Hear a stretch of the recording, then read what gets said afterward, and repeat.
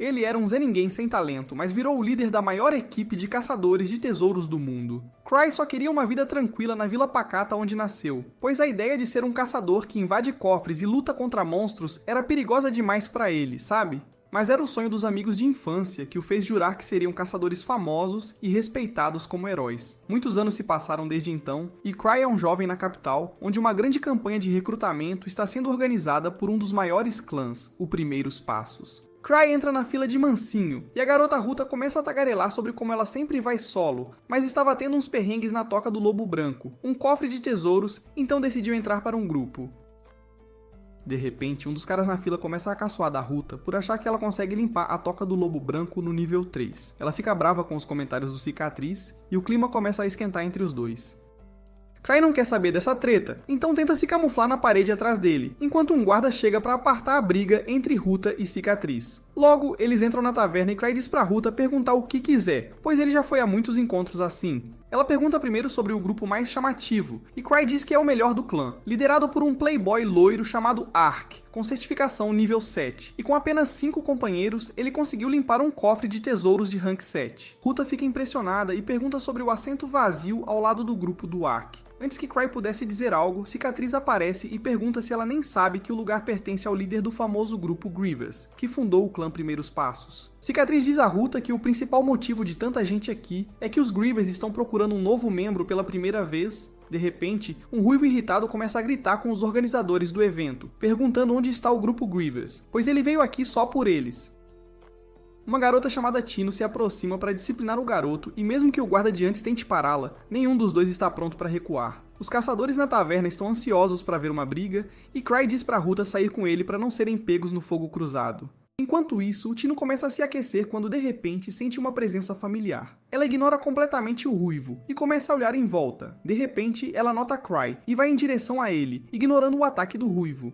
Momentos depois, ele é derrubado no chão pela Tino, cuja personalidade deu um 180, e ela não é mais a máquina de matar malvada, mas uma simp do Cry. Ela o chama de mestre, perguntando há quanto tempo ele está ali. Nisso, o loiro chamado Ark chega e diz a Cry que ele está atrasado, pois até o mestre do clã e líder dos Grievous aparecer, eles não podem começar. Todos ficam pasmos ao saber que o perdedor patético no chão é o líder do clã formidável, e Cry só quer que a terra o engula neste momento. A história dele começou há 5 anos, quando formou o grupo Grievous com seus amigos de infância para realizar o sonho deles. Eles iam a cofres de iniciantes e os limpavam rapidamente. Só os amigos faziam todo o trabalho, e Cry era frequentemente sem noção e vulnerável.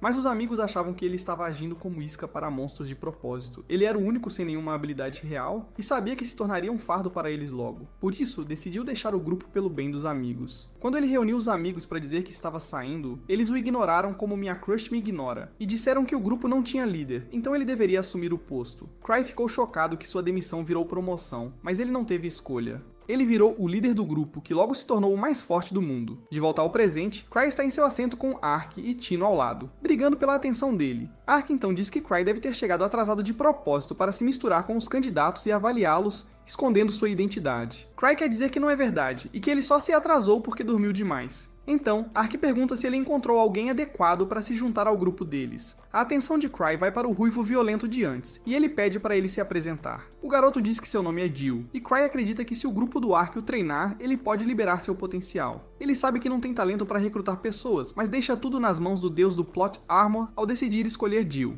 No entanto, ele tem uma condição antes disso. Cry diz que o mais importante para um caçador é a força e a determinação de nunca desistir. Por isso, ele vai testar todos para ver se são dignos de se juntar ao clã deles. Ele declara que desde que virou caçador, nunca perdeu uma vez sequer, e todos ficam chocados. Bem, ele nunca esteve numa luta de verdade também. Cry tira um de seus anéis, declarando que quem conseguir terá sua recomendação para entrar no grupo do Ark.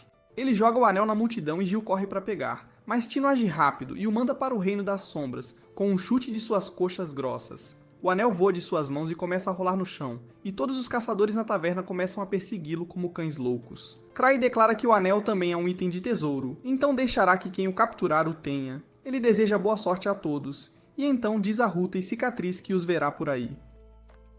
No dia seguinte, enquanto Cry relaxa em seu escritório, sua secretária Eva reclama da bagunça que seu pequeno desafio causou ontem, e o informa que a Associação de Caçadores de Tesouros também quer bater um papo com ele. Cry quer mandar Ark em seu lugar, mas ele não está na cidade, e ele não tem escolha a não ser ir lá. Assim que chega ao escritório, ele imediatamente se ajoelha diante dele e começa a se desculpar. Mas o chefe Gark não está satisfeito com essa desculpa. Ele manda sua secretária dar a Cry um livro com missões que nenhum caçador quer fazer, porque são chatas ou extremamente difíceis. Então ele começa a folhear o livro para encontrar uma missão fácil e depois empurrar para outra pessoa. Ele encontra uma missão num cofre de nível 3 sobre resgatar alguns caçadores e a pega imediatamente, sem saber que é a mais perigosa. Assim que Cry chega ao escritório do clã, ele encontra Tino, que está lá para mostrar o anel que ganhou ontem. Ele então pergunta se ela está livre agora, e Tino pensa que é hora de ir para a segunda base com seu mestre, mas ele só quer que ela faça a missão que pegou do chefe. Tino some da sala como se Thanos tivesse estalado os dedos, mas Cry usa um artefato que a rastreia e a prende. A missão de resgate é na Toca dos Lobos, e Cry sabe exatamente quem enviar para lá junto com Tino. Então ele forma um grupo com Ruta, Tino, Cicatriz e Gil para essa missão. 6 anos atrás, quando seu grupo foi se registrar na Associação de Caçadores de Tesouros, o ruivo Luke chutou a porta e se apresentou como o espadachim mais forte do mundo. E logo depois, a garota bronzeada Liz declarou que era a maior ladra. Cry sentiu tanta vergonha alheia que só queria morrer, mas os amigos continuaram a envergonhá-lo ainda mais. Ele foi até a recepcionista para preencher a papelada do grupo, relutantemente, e ela pediu para ele escolher um nome, e ninguém tinha pensado nisso antes, mas então Cry, propositalmente, escolheu o nome sem graça Grievous, e uma caveira mal desenhada como símbolo, na esperança de que eles o achassem muito cringe para ser o líder. Todos disseram a ele que o nome e o símbolo eram uma porcaria, ao que ele respondeu dizendo que simplesmente não consegue se motivar para ser um caçador de tesouros se o nome do grupo for outro. Mas isso fez seus amigos mudarem o tom imediatamente. Eles disseram a Cry que ele tinha um ótimo senso para nomes, e que perceberam tarde porque não são tão espertos quanto ele. Pobre Cry não tinha opção agora, e foi assim que o grupo Grievous foi formado.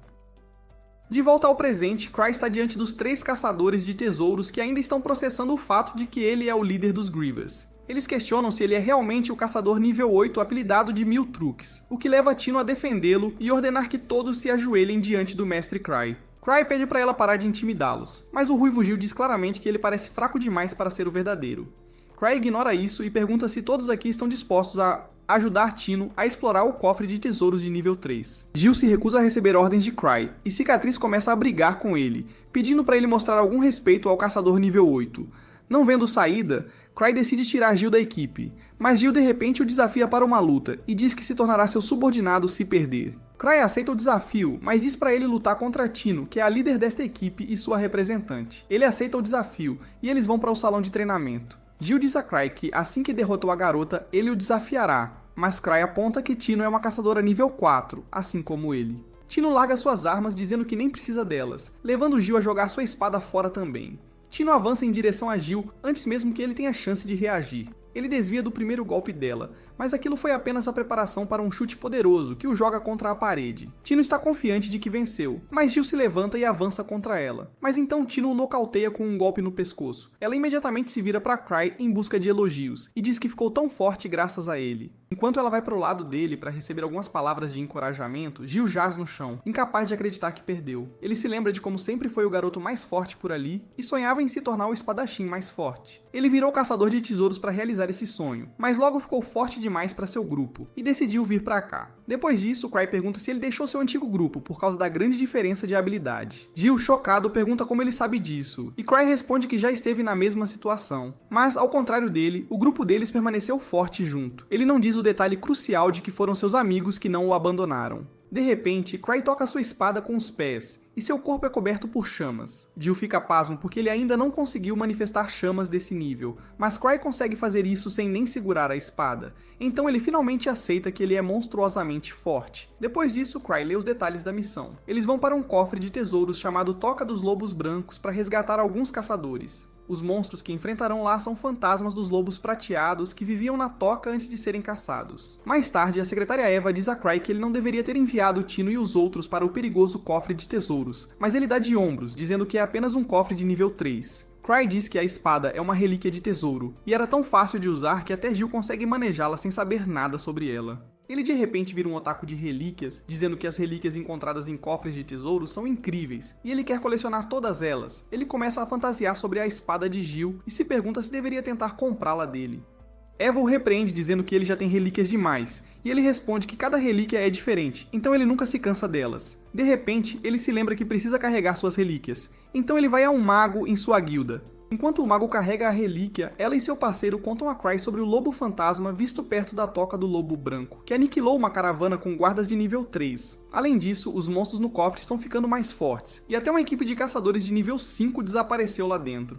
Cry fica chocado ao ouvir tudo isso, e ele imediatamente puxa a página de informações da missão. Ele não tinha notado os nomes e níveis das pessoas que tinha que resgatar quando pegou a missão. E agora que vê que todos são nível 5, ele surta, pensando que enviou Tino e os outros para a morte. Assim que ele conta aos outros dois, eles também surtam, mas pensam que essa é a maneira como Cry treina aqueles que têm potencial. Cry imediatamente sai da sala, tentando se convencer de que tudo ficará bem. Por outro lado, o grupo de Tino está perto do cofre de tesouros e a atmosfera começou a ficar assustadora. Mesmo sabendo que Cry havia lhe dado uma missão muito difícil, ela conforta os outros dizendo que tem fé que Cry montou este grupo por alguma razão planejada que só ele sabe. Eles são de repente atacados por um poderoso monstro lobo usando armadura e carregando uma arma. Tino está apavorada porque nunca pensou que os monstros aqui seriam de um nível tão alto, mas ela decide lutar para cumprir a missão que seu mestre lhe deu.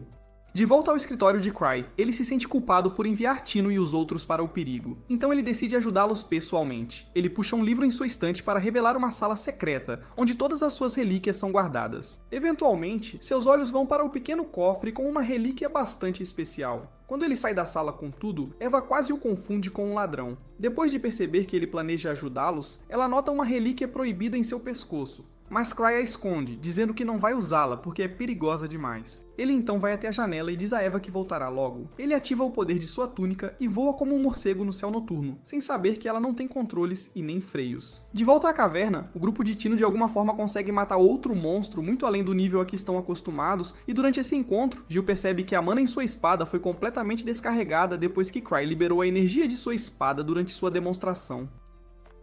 Cicatriz também parece bastante abalado, enquanto Ruta respira com dificuldade pelo esforço de matar apenas um monstro.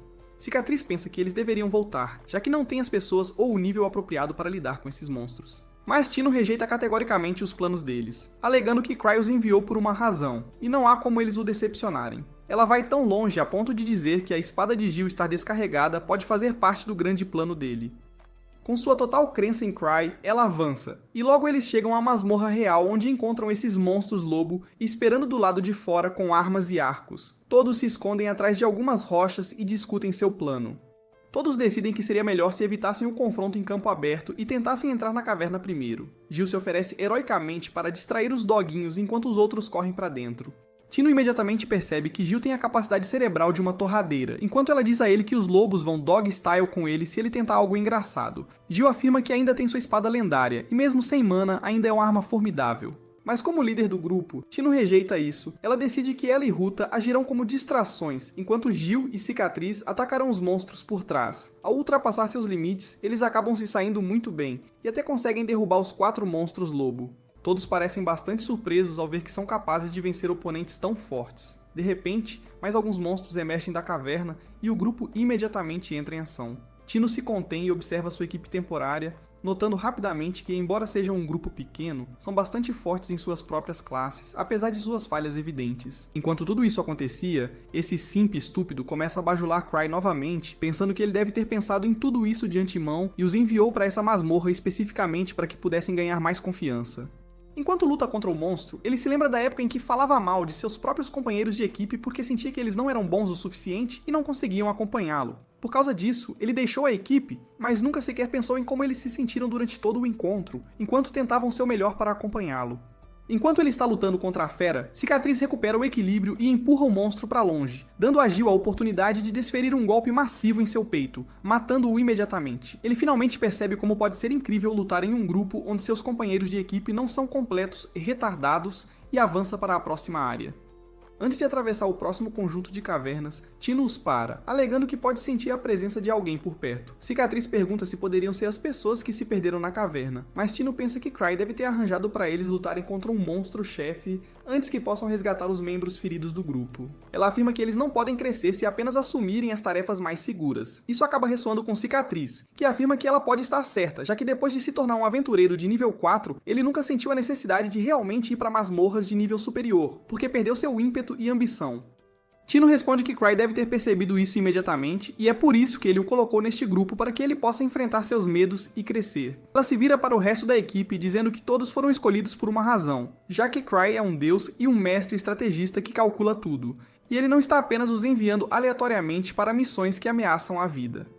De volta lá fora, Cry está surtando. Ele começa a ir o mais rápido possível, sem perceber que não tem freios. Por causa disso, ele acaba virando um pinball ao entrar na masmorra, enquanto Tino e seu grupo estão finalmente cara a cara contra o monstro-chefe gigante. Cicatriz pensa que o chefe é grande demais para eles, e logo o monstro tenta atingi-los com seu machado. Todos conseguem desviar do golpe enquanto correm. Tino percebe que o monstro é incrivelmente poderoso, e eles precisam de um plano para ter alguma chance de derrotá-lo. Ela percebe que o chefe não está usando o capacete, e ela pensa que eles deveriam mirar na cabeça dele. Ela diz a Jill para bloquear o próximo ataque, enquanto ela tentará dar o golpe final, e Jill concorda com o plano sem qualquer hesitação. Todos se preparam para atacar novamente, enquanto o monstro avança. Jill consegue bloquear seu ataque com sua espada, enquanto Cicatriz o ataca por trás, apenas para levar um tapa na cara. Tino rapidamente corre em direção à fera, desviando dos golpes enquanto o monstro tenta atacar Cicatriz novamente e quebra sua espada. O monstro teria matado Cicatriz se não fosse por Tino, que pula em seu machado e começa a correr em direção ao seu rosto. Ela dá o salto de fé, mas infelizmente a fera é muito mais rápida e acaba cortando nas pernas, enquanto ela o esfaqueia na nuca como se tivesse assistido muito até com Titan. O plano funciona para eles, pois o monstro desaparece enquanto ela cai no chão e tira uma poção de cura para curar sua ferida. Jill e Cicatriz ficam aliviados por estarem vivos enquanto caminham em direção a Tino, que dá a Cicatriz sua espada, alegando que ela pode sobreviver sem ela por um tempo. De repente, ela sente algo e desvia de uma lança vindo em sua direção da escuridão. Todos ficam incrivelmente chocados com isso, já que o chefe já está morto, mas logo mais 4 monstros-chefes emergem da escuridão carregando várias armas diferentes. Dessa vez, até a Tino achou que o Cry exagerou um pouco. Um chefe já era o suficiente, mas ela não vai deixá-lo na mão. Ela se levanta de novo e planeja entrar rapidinho numa caverna estreita ali perto, onde as feras não conseguiriam persegui-los. Mas um dos monstros imediatamente cobre a entrada, bloqueando a fuga deles. Scar e Jill se manifestam dizendo às garotas que eles servirão de isca enquanto elas escapam rapidinho pelas cavernas. Ruta tenta argumentar, mas Scar diz pra ela não se preocupar, afinal, todo mundo morre um dia, e é melhor que alguns deles sobrevivam hoje. Tino, por outro lado, não está disposta a sacrificar ninguém, e se pergunta o que o Cry teria feito nessa situação. De repente, ela se lembra que tem um anel mágico que ele lhe deu. Ela pede para eles darem cobertura, então os 3 atacam o monstro rapidamente, um após o outro, enquanto Tino usa o anel, que pode disparar um projétil de ar no inimigo, e o carrega antes de acertar os olhos do monstro com ele. O monstro-chefe começa a se debater, enquanto Jill decide ir para o golpe final. Infelizmente, ele acaba sendo arremessado para longe, e quando Tino tenta ajudá-lo, todos os monstros já estão em cima deles. Bem quando eles pensaram que tudo estava acabado, Kree rompe na caverna e arremessa o monstro contra a parede. Tino fica surpresa em vê-lo ali, enquanto Scar percebe que essas feras parecem ter medo dele. Um dos monstros tenta atacá-lo, mas graças às relíquias protetoras do Cry, nada acontece com ele. Cry rapidamente dispara uma rajada mágica no monstro usando seus anéis mágicos. O ataque arremessa o monstro contra a parede mais uma vez. Ele rapidamente tira uma bomba de fumaça e a usa para dar cobertura a todos para fugirem, e graças a isso, todos conseguem escapar.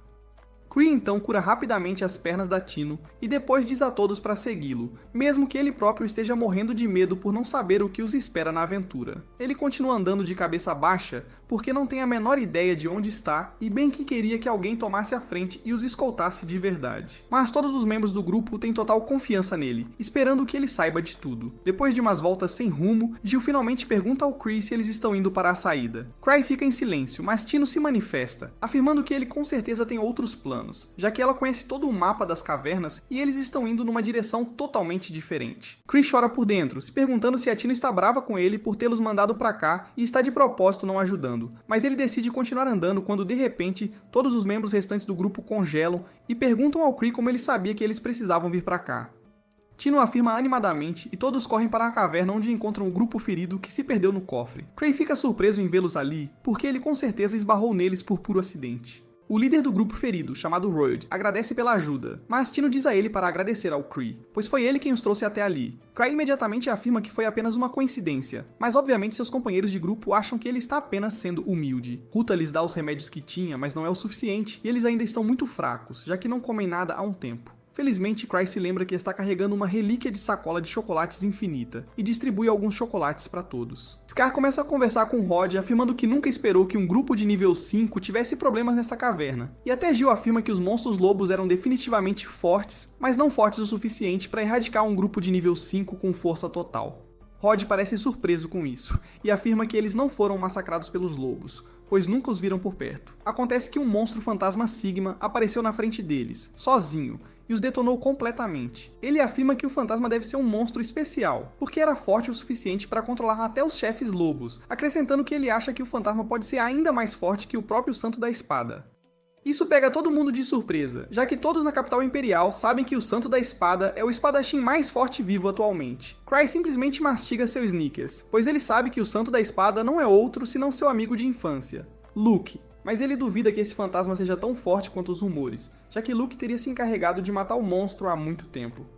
Ainda assim, ele acha que deve ser mais forte do que ele pode lidar e queria ter esperado pelo arco do Garoto Bonito para cuidar dessa missão.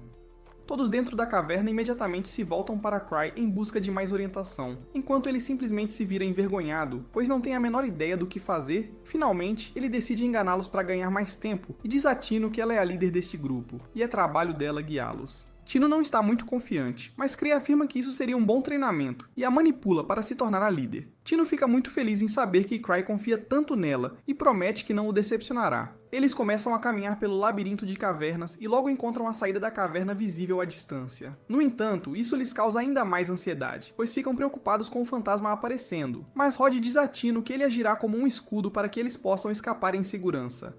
Tino rejeita a ideia, afirmando que todos voltarão em segurança, já que o Cry está com eles. De repente, eles começam a ouvir os uivos dos chefes lobos vindo em direção a eles, o que imediatamente os deixa todos em alerta.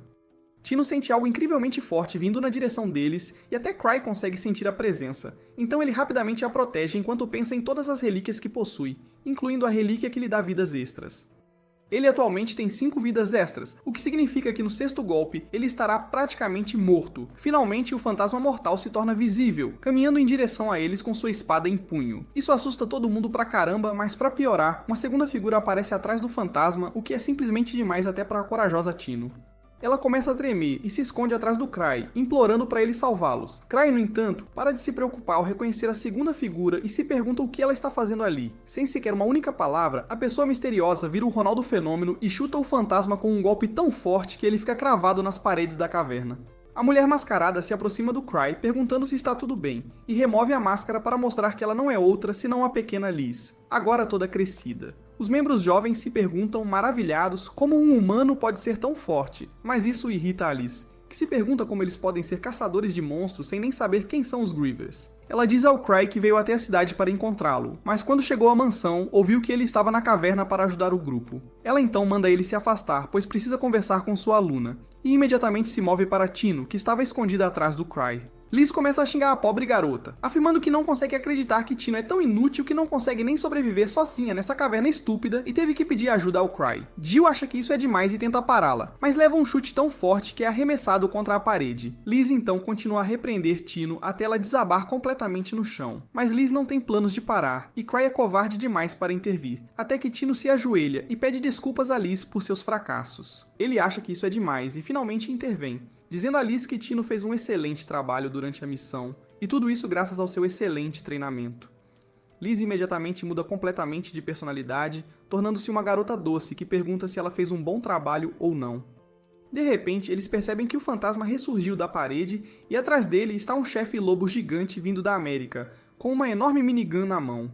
Isso irrita a Liz, que coloca a máscara de volta enquanto o lobo começa a atirar neles. Ela se move tão rápido que o tempo meio que desacelera, e ela pega todas as balas com facilidade. Então ela pula na fera e a mata com um único chute na cabeça. Essa mulher monstro então volta sua atenção para o fantasma, que está se preparando para atacá-la. Ela casualmente pega a espada com as mãos nuas, dá uma joelhada no fantasma no ar e depois o soca no chão. A pobre Tino começa a chorar, e embora Cry sinta pena dela, ele sabe que é melhor não se envolver, pois não quer ser esbofeteado pela Liz como o fantasma, que finalmente morre depois que Liz literalmente soca sua cabeça. Finalmente Liz se acalma um pouco e abraça Cry, afirmando que sentiu falta dele. Eles escapam em segurança depois disso e na manhã seguinte, Jill volta ao campo de treinamento e entrega sua espada mágica a Tino, afirmando que ele vai treinar do zero novamente, pois quer se tornar tão forte quanto a Liz um dia. Mas os outros membros não parecem tão otimistas com isso. Enquanto isso, Tino pensa nas máscaras estranhas que os Grievers usam. Acontece que Cry foi quem fez o pedido para criar aquelas máscaras para eles. Um dia, Cry começa a procurar pela gosma que deveria estar na cápsula em volta do seu pescoço. Ele a pegou há um ano da alquimista mais talentosa de seu clã, que frequentemente lhe entregava seus produtos finais para guardar. Eram em sua maioria itens perigosos, e ela havia lhe dito que se ele fosse descuidado com a gosma e a liberasse, ela poderia destruir toda a capital. Por isso é muito alarmante que ele não consiga encontrá-la. Cry sabe que se pensar mais um pouco nisso, seus 2 neurônios restantes vão superaquecer e explodir. Então ele se convence de que a gosma nunca esteve na cápsula, e que ele estava se preocupando à toa com um monte de nada. Ele então vai ao prédio do clã, onde sua secretária Eva lhe diz que a Associação de Caçadores de Tesouros quer um relatório sobre o covil dos lobos brancos. Cry diz a ela para enviar Tino com o relatório, porque ela era a líder da equipe. Eva o informa que Tino está treinando com Liz agora, e ele imediatamente sente pena da pobre garota. Ele então pergunta abruptamente a Eva se algo digno de nota aconteceu na capital. Ela lhe diz que nada aconteceu, mas que vai começar a investigar, e ele lhe diz que não há necessidade. Ele decide fazer uma visita a Tino e deixa todo o resto para Eva, que começa a pensar em como Cry sempre esteve certo sempre que fazia uma previsão. Ela acredita que já que ele está preocupado com a capital, algo sério e terrível vai acontecer. Enquanto isso, Cry chega ao salão de treinamento e encontra um monte de caçadores mal-humorados reunidos do lado de fora dos portões.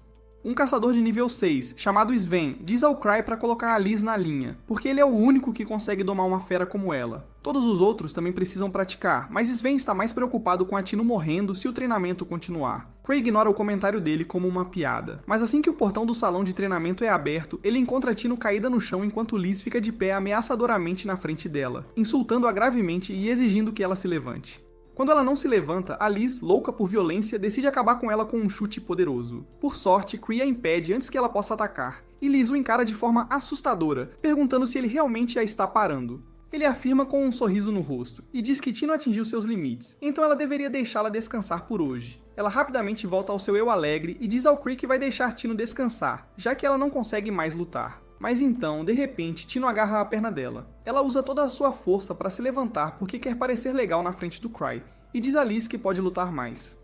Liz fica eufórica ao ouvir isso, e enquanto as duas garotas se preparam para o segundo round, Cry sai do salão de treinamento porque sabe que vai morrer se ficar ali. Lá fora, Sven pensa que este foi o grande plano de Cry para motivar Tino a se tornar mais forte, e Cry o deixa acreditar no que quiser. Depois disso, eles se sentam para tomar chá, e Sven lhe diz que, aparentemente, o caso do covil dos lobos brancos ainda não foi resolvido, e alguns fantasmas ainda estão atacando as pessoas na Estrada do Norte. Ele pergunta ao Cry o que eles deveriam fazer, e obviamente ele não tem a menor ideia. Cry espera que Ark estivesse ali agora, porque ele é melhor que ele em tudo, exceto talvez em plot armor. De repente, ele tem uma ideia e decide empurrar o caso para Sven e sua equipe. Ele os envia à Associação de Caçadores para encontrar Gark e diz a Sven para pensar nisso como um treinamento. Cry sai feliz, impressionado com sua rápida resolução de problemas, mas um dos subordinados de Sven não está impressionado com ele. Ele diz que, apesar de ser o líder, nunca viu Cry fazer nada que valha a pena. Sven lhe diz para não julgar Cry tão facilmente, porque aquele cara é um verdadeiro monstro. Por outro lado, Gark, da Associação de Caçadores, pensa a mesma coisa. Ele acredita que, embora tudo pareça o mesmo com o covil dos lobos brancos, Cry deve definitivamente saber de algo, porque ele não iria lá sem nenhuma razão. Longe deles, em um laboratório subterrâneo, um velho mago também está pensando sobre o envolvimento de Cry no caso recente. Ele é membro de uma organização secreta chamada Torre Akáshica, que está tentando pesquisar maneiras de criar cofres de tesouros artificialmente, manipulando a energia que flui dentro da Terra. O velho mago é o mentor por trás do plano, e ele também esteve por trás da mutação dos fantasmas no covil dos lobos brancos.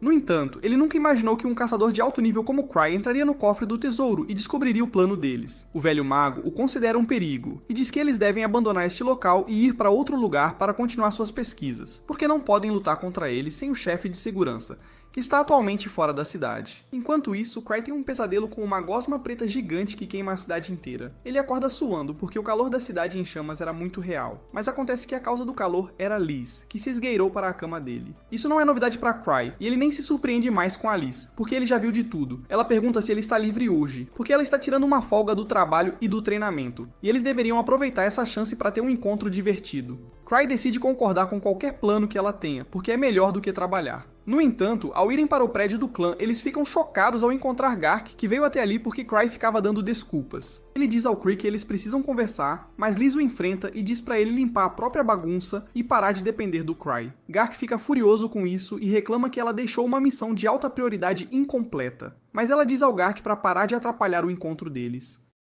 Eles continuam discutindo, e Cry pensa que está testemunhando uma batalha de roast entre Amina e Gordon Ramsay. De repente, a batalha de xingamentos se transforma em uma briga de verdade, e Cry pede ao assistente de Gark para subir, para que pelo menos eles possam conversar como pessoas civilizadas. Ele lê um relatório sobre o covil dos lobos brancos, e diz ao assistente que não havia nada de notável quando ele o viu. Ele diz que está preocupado com outra coisa, mas imediatamente percebe que escorregou e revelou algo que não deveria. O assistente pede para ele elaborar e ele age de forma sombria e misteriosa ao dizer que não pode falar nada agora. Mas seu clã cooperará com a associação. Ele pede a ela para conversar com Ark sobre este assunto de agora em diante, porque ele pode ajudá-la. Lá embaixo, Liz e Gark ainda estão brigando e a recepção está praticamente destruída. A ágil Liz continua levando vantagem sobre Gark, mesmo que eles sejam igualmente fortes em termos de força. Ela brinca dizendo a ele que ele envelheceu e que suas articulações devem estar fazendo barulhos de estalo quando ele se move tanto. Enfurecido pelos insultos dela, ele usa todo o seu poder, mas Liz desvia facilmente de seus ataques e o mantém sob pressão. Nesse momento, Cry desce e pede para os dois pararem. Enquanto Gark não está com vontade de recuar, Liz imediatamente corre para o lado de Cry e se agarra a ele, dizendo que eles deveriam retomar o encontro agora. Todos seguem seus caminhos, e Cry e Liz saem para o encontro divertido deles. Ele pergunta a ela sobre o cofre de tesouros de nível 8 que ela estava explorando, e ela lhe diz que foi muito divertido, e os monstros de lá são os melhores. No entanto, ela ficou entediada depois de um tempo e voltou para vê-lo. Seus pensamentos voltam a Gosma desaparecida novamente, e ele se pergunta se ela realmente colocará a cidade em perigo. Liz pergunta por que ele está tão para baixo, e ele pergunta a ela o que ela faria se o país fosse destruído. Sem hesitar, ela diz que fugiria para uma ilha tropical e desfrutaria de longas férias. Cry fica surpreso com a atitude positiva e despreocupada dela e pensa que deveria aprender algo com ela. De repente, Liz lhe entrega a bolsa e vai subjugar um homem aleatório na rua. Cry entra em pânico ao perguntar o que ela está fazendo, e ela diz que esse cara estava o seguindo. Cry diz a ela que ela está sendo paranoica e pede para ela soltar o cara. O homem se assusta um pouco ao ver Cry e então foge, o que faz Liz pensar que isso era tudo parte do plano dele. Ela diz que a atuação dele foi ótima, e então pergunta por que ele deixou o cara ir. Ela quer saber qual é o próximo passo deles, mas Cry nem sabe do que ela está falando. No dia seguinte, Cry e Liz vão para a parte mais perigosa da cidade, e ela ainda pensa que isso é um encontro. Cry diz a ela que não é um encontro, e que ele está ali a negócios. De acordo com informações que recebeu da Eva, muitas pessoas têm desaparecido dos bairros pobres, e embora isso não o preocupasse de outra forma, ele está preocupado que a Gosma desaparecida possa estar envolvida de alguma forma. Como bônus, também tem uma sorveteria nova ali perto, e Cry planeja dar uma olhada depois de fazer apenas o mínimo necessário para sua missão. Ele diz a Liz que eles deveriam ir à sorveteria primeiro, e ela fica super feliz, mas o dono da sorveteria, nem um pouco. É o mesmo cara que a Liz pegou, mas o Cry soltou. Ele teme que o Cry o tenha deixado escapar de propósito, e agora está aqui para capturá-lo. Nem entende como ele descobriu que essa sorveteria era só uma fachada para uma das bases de pesquisa da Torre Akáshica. Ele planeja fechar a loja na hora, mas a porta se abre e uma ruiva, Sofia, entra. O homem vê uma luz no fim do túnel, pois Sofia é a responsável por toda a segurança da organização.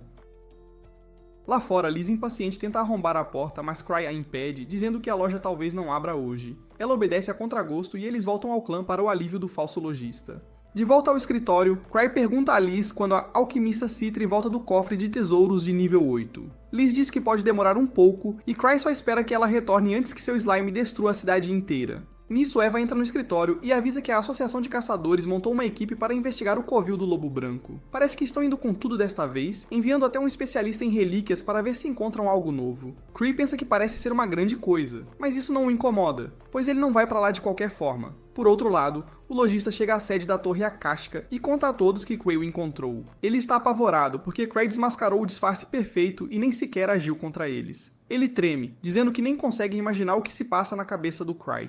E os outros também se sentem perdidos nessa situação. Eles se voltam para Sofia em busca de sugestões, e ela diz que devem lutar contra Cry e seu clã de frente. Todos ficam chocados, mas ela garante que eles têm chance de vencer, mesmo que o inimigo esteja no nível 8. Ela confia que o sistema de segurança que construiu pode vencer o clã Crise, e o velho mago lhe dá permissão para fazer o que quiser, pois não podem fugir dessa luta para sempre.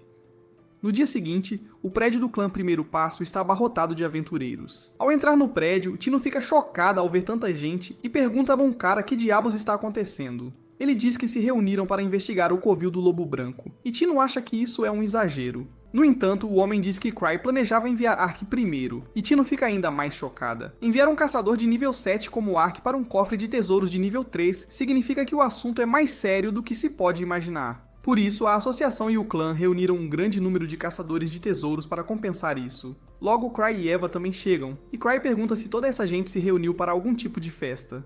Eva diz que vão investigar o covil do Lobo Branco. Ela explica que, como Cry pediu para Ark cuidar do trabalho, ela montou uma força que pudesse servir como seu substituto. Isso choca Cry, pois ele mencionou Ark por ser o típico senhor perfeito que faz tudo impecavelmente. Ele pensa que mobilizar tanta gente vai custar uma fortuna, então sugere que reduzam o número pela metade. Os caçadores surtam ao ouvir isso, achando que vão morrer. Eva acalma a todos e diz que Cry deve ter algo importante a lhes dizer, o que ele obviamente não tem. Ele tenta dizer que a dificuldade da missão não será tão alta quanto pensam, mas eles se recusam a acreditar. Cry se vira para Eva e pergunta sobre as recompensas dos caçadores, e descobre que o chefe Gark liberou fundos adicionais para garantir que todos sejam bem pagos. Com a questão do dinheiro resolvida, Cry diz aos caçadores para fazerem o que quiserem, e eles ficam felizes por poderem ir todos juntos ao cofre. Nisso, Liz chega, chamando-os de um bando de molengas, fracos demais e sem coragem para superar desafios e se fortalecer.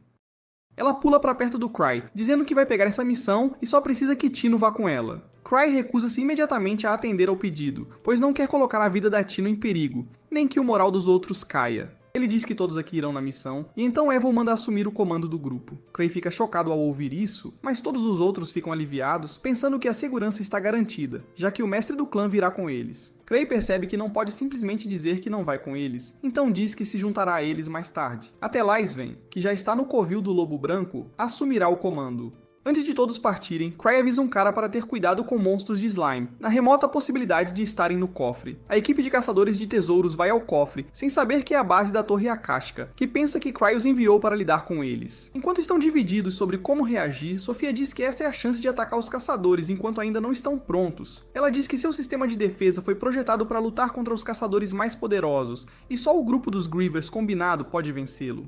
No entanto, só Cry, Liz e a alquimista Citri estão perto da capital agora, e ela já tem planos para vencer Cry e Liz. Citri é a única contra quem não tem uma estratégia infalível, mas parece que Sofia tem contas pessoais a acertar com ela, e declara que a esmagará pessoalmente. Ela diz que Citri descobriu a teoria do mestre dele sobre criar novos cofres de tesouros, e ela também tem tentado a sorte nisso. Sofia diz que não podem deixá-la fazer isso, e pede permissão ao mago para usar todo o poder de fogo deles para detê-la. O mago lhe dá permissão e a nomeia comandante das forças para esta batalha, mas seu número 2 não parece muito feliz com isso. Acima deles, Sven e seu grupo não encontram nada de incomum, mas ele ainda acredita que Cry os enviou aqui com algum propósito especial. De repente, ele recebe uma ligação e pede ao colega para apitar o apito de emergência e alertar os outros caçadores. Lá fora, Sven lhes transmite a mensagem de Cry sobre o monstro de slime, e os caçadores ficam furiosos, pois deveriam receber ordens de um cara que nem tem a dignidade de aparecer no local. Sven diz para confiarem no julgamento de Cree e então conta uma história de como ele uma vez convidou todos para uma festa de observação de flores e pediu para trazerem suas armas. Assim que Cry fez o brinde, um cofre de tesouro se manifestou atrás dele, e todos perceberam que ele havia previsto isso.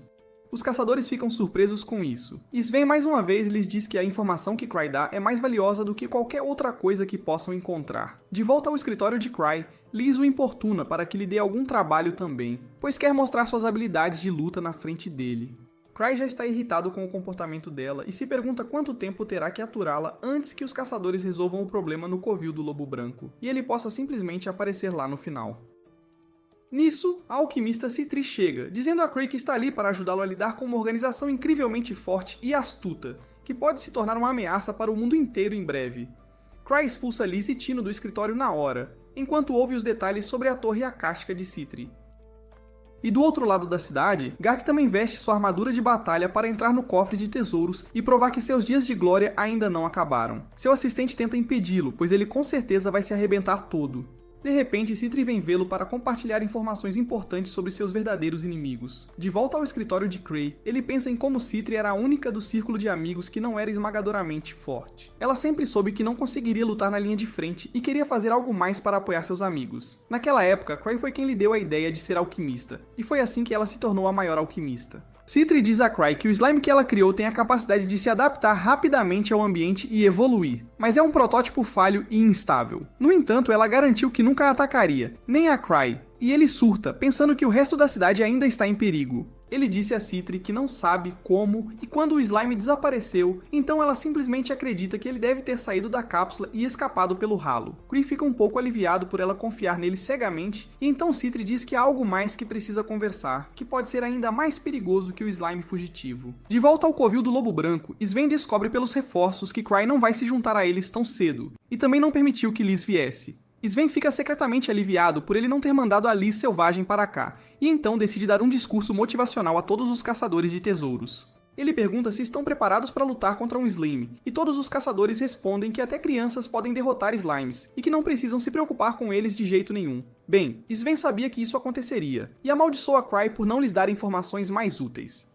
Nisso, um caçador bem feio decide entrar no cofre, pois acha que criar estratégias é para os fracos. Todos zombam dele e Sven diz que ele pode felizmente se tornar a primeira vítima dos monstros, e eles aprenderão algo com a morte dele. O idiota feio os chama de um bando de frouxos enquanto entra, e então alguém timidamente levanta a mão para fazer uma pergunta. A ruiva se parece muito com Sofia, a chefe de defesa da Torre Akáshica, mas afirma ser uma alquimista do clã de Cry. Ela diz que trabalhou com Citri na pesquisa de slimes, e então tira um frasco de remédio dizendo que pode matar qualquer slime, por mais poderoso que seja. Depois disso, Sven anima os caçadores de tesouros, dizendo para buscarem a glória, mas voltarem para casa vivos.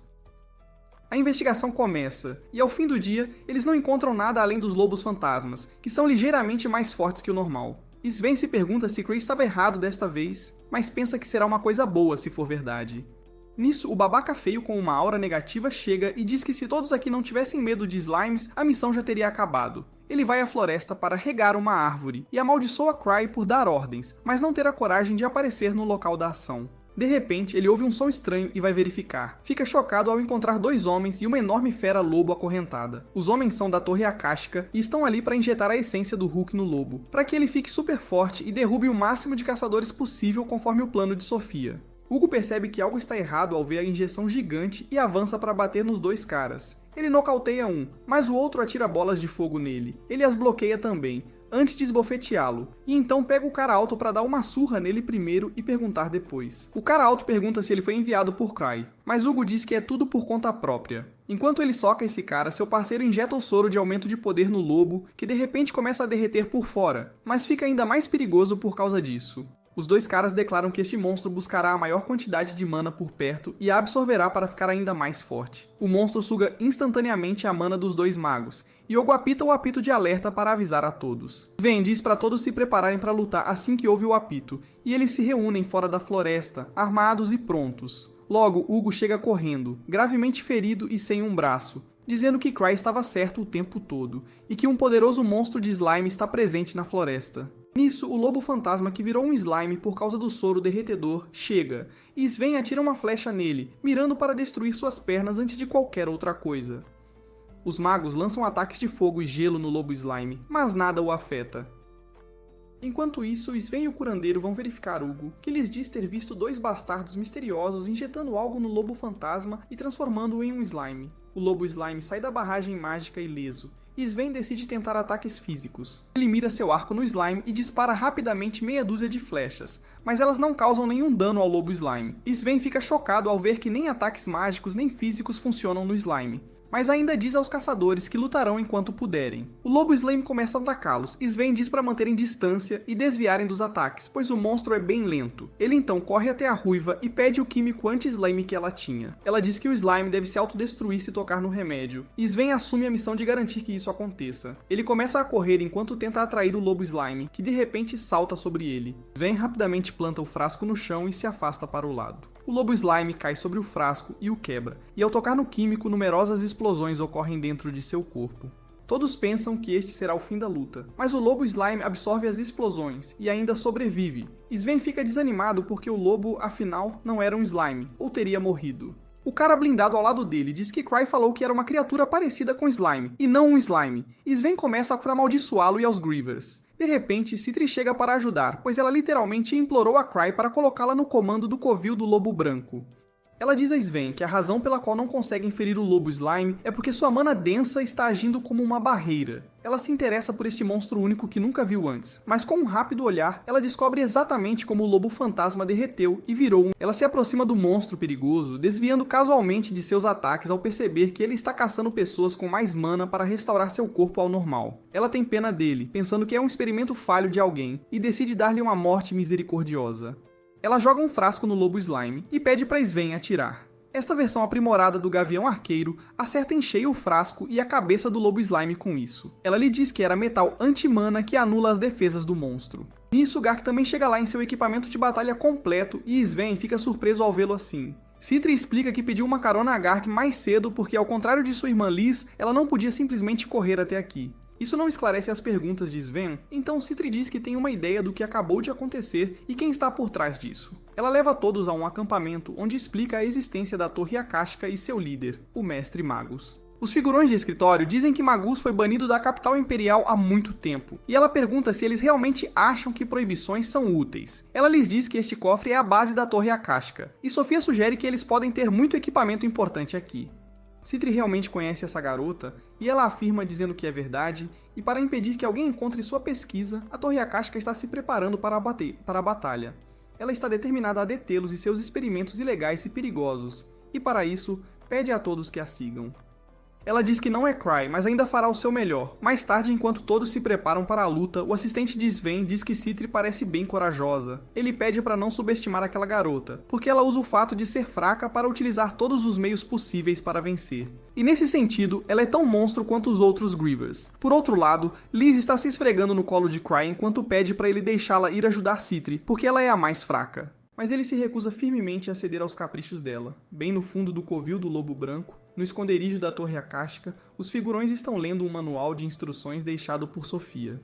Ela escreveu que deveriam liberar os fantasmas capturados um por um, mas os homens não concordam, pois isso tornaria mais fácil para os caçadores derrotá-los. Embora o mestre tenha dado total autoridade a Sofia, os homens pensam que uma mulher não pode saber nada sobre guerra, e assim devem assumir o controle da situação.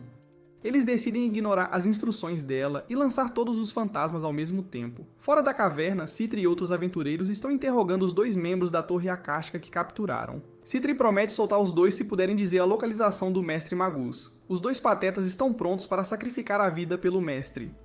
Mas era uma pergunta capciosa. Citri só queria confirmar que Magus era de fato o mentor por trás de toda a operação. Ela diz aos dois prisioneiros que podem fazer do jeito fácil ou do jeito que ela gosta. Eles se recusam a falar, então ela tira um soro da verdade para usar neles. Mas os oficiais do governo, com a lei enfiada no rabo, dizem que usar coisas que manipulam a mente das pessoas é contra a lei. Citri só pergunta se eles se importam mais com a lei do que em pegar Magus. E até Gark fica do lado dela, dizendo aos oficiais para deixá-la fazer o trabalho. Ela garante a todos que estava apenas jogando com a mente deles e que o soro da verdade é só um Gatorade sabor fruta exótica. Ela bebe tudo, e então, de repente, um rugido alto abala o acampamento. Todos saem e encontram um lobo slime gigante vindo em direção a eles, e dessa vez ele é vermelho e mais rápido que o anterior. Citri diz que precisarão analisar as barreiras ao redor para destruí-lo, e para isso, ela precisa que os tanques fiquem na frente do monstro e aguentem seus ataques. Apesar de aterrorizado, um tanque faz o que ela diz, e o monstro instantaneamente manda seu escudo pelos ares. Citri então comanda os magos para atacar o lobo slime por todos os lados, enquanto ela descobre que sua barreira mágica o torna imune a ataques de combate corpo a corpo.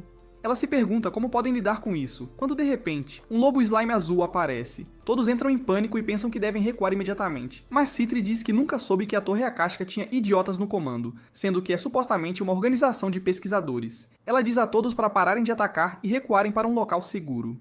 E bem nessa hora, os dois monstros ficam cara a cara. Eles começam a se socar, e Citri explica que os lobos slimes vão atrás do inimigo com a maior quantidade de mana, e isso os faz atacar seus próprios companheiros de equipe. Logo, mais lobos slimes chegam, e eles começam a lutar entre si, enquanto os dois prisioneiros ficam chocados ao ver sua arma poderosa falhar. De volta à base, Magus dá uma bronca nos idiotas que cometeram esse erro, e nem pararam depois de ver os dois primeiros monstros lutando. Sofia está em contato com eles por um dispositivo de comunicação e diz que não podem fazer nada sobre os monstros agora, mas tem mais truques na manga. No entanto, ela avisa a todos que a situação lá fora mudou porque Citri e Gark se juntaram aos caçadores. Magus Lock entra em pânico ao ouvir o nome de Gark, mas Sofia diz que ainda tem uma boa chance de vencer. Ela afirma que recuar está fora de questão, pois os caçadores têm dois de seus homens como prisioneiros, e mesmo que não falem, Citri descobrirá a localização da base deles mais cedo ou mais tarde. Ela diz que devem atrair o inimigo para a base antes que eles se preparem, e então destruí-los com um trunfo do mestre. Primeiro, ela quer usar uma fera superpoderosa, o Devorador de Malícia, para esmagar os caçadores, mas como ainda está em treinamento, alguém precisa controlá-lo. Ela diz ao idiota do Flick, que estragou a última missão, que esta é a chance dele de mostrar todo o seu potencial e pede que ele controle o Devorador de Malícia para encurralar os caçadores. Flick se sente provocado e jura ao Magus que vai atrair os caçadores para a base. De volta à base dos caçadores de tesouros, Natsofia observa Citri ocupada com o trabalho e começa a pensar como Citri sempre foi um gênio sem competição. Ela era incrivelmente motivada e trabalhadora, e Natsofia muitas vezes se sentia insegura por estar à sua sombra. De repente, Sven se aproxima dela e a tira de seus pensamentos. Ele começa a falar sobre como o remédio anti-slime dela não funcionou no monstro antes, porque aquilo não era um slime, e Cry deveria ter dado mais detalhes. Ele então muda rapidamente de assunto e pergunta por que os dois prisioneiros estão olhando para ela, porque para ele, ela não é a vadia mais atraente do acampamento. Natsofia diz que não tem ideia, e Sven manda ela procurá-lo se algo acontecer. Logo depois, Citri descobre a localização da base da Torre Akáshica, analisando o terreno e o fluxo de mana na região. Todos ficam surpresos, e então Citri pergunta aos prisioneiros se seu palpite estava certo. As reações de pânico deles são suficientes para confirmar a teoria dela, e eles imediatamente chamam a alquimista ruiva para libertá-los, chamando-a de Sofia. Os caçadores perguntam do que estão falando, e Citri diz que Sofia é sua arquinimiga e aluna do Magus. Ela tentou encontrá-la por muito tempo, mas nunca achou mais do que Atreus. Ela acredita que capturar Sofia e Magus é absolutamente necessário para destruir a Torre Akáshica. E ela planeja acertar as contas com Sofia de uma vez por todas desta vez. Não muito longe dali, Cry, Liz e Tino se aproximam da base. Liz basicamente o arrastou até lá, e Cry pensa que vai morrer porque suas relíquias não estão totalmente carregadas, e ele também não tem anéis de segurança suficientes. De volta ao acampamento, os caçadores estão indo para a base da Torre Akáshica, e o caçador feioso diz a Citri que, se tivesse acreditado nas palavras de Cry antes, não teria quebrado o braço. Ele está ansioso para saber mais sobre Cry. E Citri diz que ele é o homem que um dia se tornará um caçador nível 10. O feioso fica surpreso ao ouvir isso, mas depois de tudo o que aconteceu hoje, ele acredita que Cry é simplesmente muito forte. Citri diz que Cry é forte, mas mesmo que fosse mais fraco que um coelho, ainda seria o melhor caçador de tesouros entre eles. Nesse instante, um relâmpago corta as nuvens, atraindo a atenção de todos, e no momento seguinte, um raio poderoso atinge Citri em cheio. Foi disparado pelo tal Flick, que está montado no monstro leão voador, gabando-se de seu feitiço supremo, que pode matar qualquer um. Ele desce ao chão onde todos os caçadores foram nocauteados e diz que agora provará ao mestre que é melhor que Sofia. Para seu choque, Citri de repente se levanta e diz que está acostumada com esse nível de feitiços, pois já passou por coisas piores em cofres de tesouros de alto nível. Flick surta porque era o feitiço supremo dele, mas então Citri atira em Sven com uma arma de água, curando-o instantaneamente. Ele avança contra Flick e o nocauteia antes de atacar o monstro leão, que o joga para trás facilmente. Ele o ataca, mas de repente Gart aparece e corta o monstro ao meio com seu machado, enquanto Citri cura a todos com a arma de água. De volta à base, Magus está furioso porque o idiota do Flick levou apenas um dos monstros, quando deveria ter levado todos. Seus subordinados dizem que o ataque supremo de Flick foi inútil e que os caçadores ainda estão vindo em direção à base deles. Eles querem que Magus escape enquanto seguram os caçadores, mas ele é contra essa ideia. Ele declara que ainda tem um trunfo e Sofia. Enquanto ambos não forem perdidos, não podem abandonar a base. Ele diz que observar as batalhas de seus discípulos é seu dever e todos ficam emocionados às lágrimas. Magus os comanda a continuar lutando com todas as suas forças, e seus subordinados juram que vencerão. Enquanto isso, Citri e os outros encontraram a entrada da base da Torre Akáshica. Mas Sven não acha que deveriam entrar sem preparação. Gark diz a ele que ele é toda a preparação de que precisam. Ele pede a Citri e Sven que confiem nele e entrem na caverna, porque quer mostrar a Liz que ainda tem garra. Eles avançam para a caverna, mas os membros da Torre Akáshica também estão prontos para lutar contra eles em seus leões voadores. No entanto, isso é apenas um truque para ganhar tempo enquanto Magus ativa o trunfo deles dentro de seu laboratório. Ele aperta alguns botões e uma estátua de pedra de repente se estilhaça enquanto um golem emerge dela. Magus diz que esta é a maior arma da Torre Akáshica, e ele está confiante de que os inimigos não conseguirão derrotá-lo. O golem sai da caverna onde Gark está pronto para enfrentá-lo. Ele balança sua espada pesada no velho, que precisa usar toda a sua força para bloqueá-la.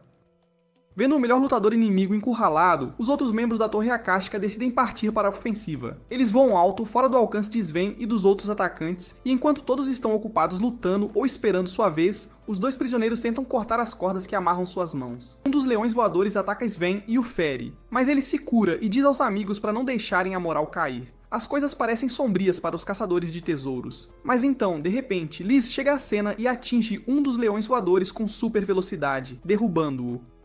Todos estão animados agora porque tem Liz para ajudá-los, e Sven diz para avançarem. Por outro lado, Cry e Tino estão sozinhos na floresta. Cry está um pouco preocupado porque Liz saiu correndo para lutar, e agora ele não tem um guarda-costas confiável, quando de repente Tino sente uma presença. Ela alerta Cry e pergunta se deve lidar com quem está perto deles, mas ele pede para deixá-los em paz, pensando que são apenas animais selvagens. No entanto, as pessoas que Tino sentiu são os prisioneiros da Torre Akáshica e eles ficam confusos sobre por que Cry os está deixando ir. Kree nem sabe sobre eles, e enquanto decide retomar a jornada, a energia de suas lentes de visão noturna de repente acaba, e ele pede a Tino para guiar o caminho. De volta ao campo de batalha, Liz está dando uma surra nos leões voadores, e então pergunta aos outros caçadores de tesouros como eles podem ter dificuldade com apenas isso. Ela chama Citri de fracote, e Citri pergunta o que diabos ela está fazendo ali. Liz diz à irmã que implorou a Cry para vir, e então volta à ação. Ela se move como Flash para atacar o Golem, mas é mais difícil do que esperava. Ela mantém sua estratégia de atacar o Golem em velocidade máxima, empurrando-o para trás e fazendo-o quebrar um pouco. Gark não quer ser superado por ela, então ataca o Golem com seu machado, congelando-o no ponto de impacto.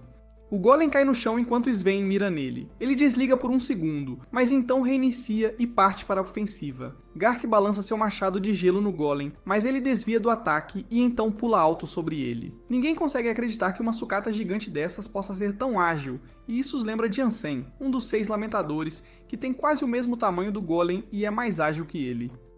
Liz se pergunta se esse Golem foi modelado a partir de seu amigo, mas não importa, porque ela só precisa destruí-lo. Ela salta para atacá-lo, mas o Golem destaca a mão para revelar um canhão e atira nela. A bala de energia raspa a barriga de Liz e ela é forçada a recuar porque não é boa em lidar com ataques de longa distância. Ela continua correndo enquanto o Golem atira nela, e Citri pensa que será difícil destruir o Golem, mesmo com o poder ofensivo de sua irmã, então ela deve tentar esgotar sua bateria. Liz leva isso para o lado pessoal e ataca o Golem para provar que pode derrotá-lo. Ela o atinge com um combo poderoso e o faz cair, e Garg ataca o pé do Golem para finalizar o serviço. No entanto, o Golem voa usando propulsores nas costas, e Liz desiste de vencê-lo. Nesse momento, Cry chega e pergunta a todos como estão. Ele não se abala nem um pouco ao ver o Golem gigante à frente, e todos têm certeza de que a luta terminará logo, já que o caçador mais forte chegou à cena. O Golem de repente começa a voar em direção a Cry, e Tino se agarra a ele de medo. No entanto, ele continua agindo como se não soubesse de nada, e então, de repente, o Golem é repelido antes mesmo de poder atingi-lo. O Golem desliga ao atingir a parede e todos perguntam a Cry qual movimento secreto ele usou desta vez. Mal sabem eles que Cry nem sequer viu o Golem o tempo todo, já que suas lentes ficaram sem mana, e ele pergunta a Tino por que todos estão agindo como se algo grande tivesse acontecido. Enfim, a luta termina assim, e os caçadores de tesouros invadem a base da Torre Akáshica, confiscando tudo o que encontram. Cry recebe um relatório de Citri que o agradece por enviar Liz para dar suporte no momento certo. No entanto, a luta ainda não acabou, e ela planeja destruir a Torre Akáshica pessoalmente. Por outro lado, os 2 prisioneiros que escaparam se encontram com Magus, e outros que fugiram da base após perderem a batalha. Os 2 homens têm certeza de que a alquimista ruiva entre os caçadores de tesouros é Sofia, e dizem a Magus que ela se infiltrou na base inimiga, então pode fazer algo. No entanto, Magus não tem mais coragem de lutar contra Cry, pois nem consegue imaginar o que ele fará em seguida. Ele decide deixar o Império e pede aos seus homens para chamarem Sofia de volta. Enquanto isso, Cry participa de uma reunião com Gar e um oficial do governo que querem que ele conte tudo o que sabe sobre a Torre Akáshica, mas ele não sabe de nada, e deixa isso bem claro. Ele pede que falem com Citri sobre isso porque ela estava no comando, e o oficial do governo fica nervoso ao ouvir o nome dela. 3 anos atrás, houve uma fuga em massa da prisão, e todas as provas apontavam para Citri. Por causa disso, ela foi rebaixada para o rank 2 e seu título também foi retirado. No entanto, Gark interferiu pessoalmente para provar que ela era inocente, e desde então os oficiais do governo a têm evitado. De volta à base improvisada da Torre Akáshica, os discípulos de Magus capturaram e trouxeram a não Sofia para ele.